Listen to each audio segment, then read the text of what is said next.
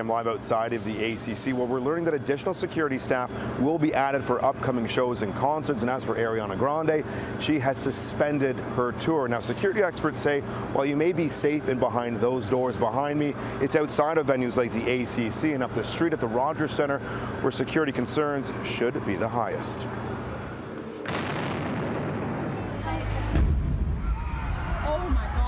From Manchester to Paris to Boston, a former Toronto Police staff sergeant and security expert notes all these horrific blasts took place outside formal security lines. Walkways, pathways, places where vehicle or pedestrians would access and frequent on a regular basis. Those areas generally where I would say the barricades are not present, where usually security protocols are not there. Is it a case that maybe we need to expand that barricade and where that security line is? On the outside perimeters, where do you define that line of safety and how far can you impede onto other people? The scenes of human stampedes are one of the other deadly consequences when an emergency situation strikes at a venue.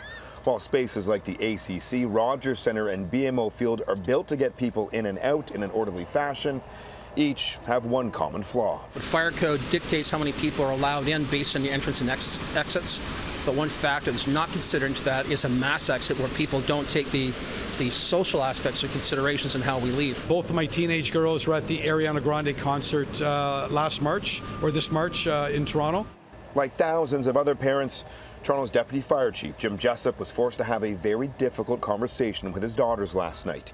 He admits a deadly incident can unfold anywhere, at any time, adding that it's how you react in the moments following an emergency situation that can be the difference between life and death. Just take your time and keep exiting the building. The number one thing to do is to remain calm. Panic, whether it's in a fire or any other situation, is the worst thing that can happen. Most importantly, to listen to staff on site and listen to Toronto Police Service and Toronto Fire Service when our staff arrive in terms of direction on where to exit, on how to exit.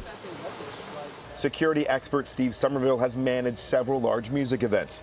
He says when an emergency hits, human nature takes over every time. When you are involved in a large group setting and you feel you're at risk, you take emergent steps for your own immediate protection, or flee, if you will.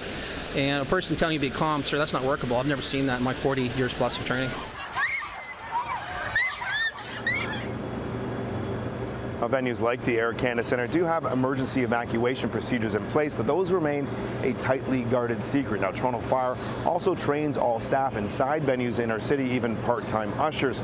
Now, one thing you can do to try and protect yourself, according to security experts, when you enter into a venue, take a look around for the simple, easy exits, as well as trying to map out a path which may have the least amount of foot traffic in the case of an emergency.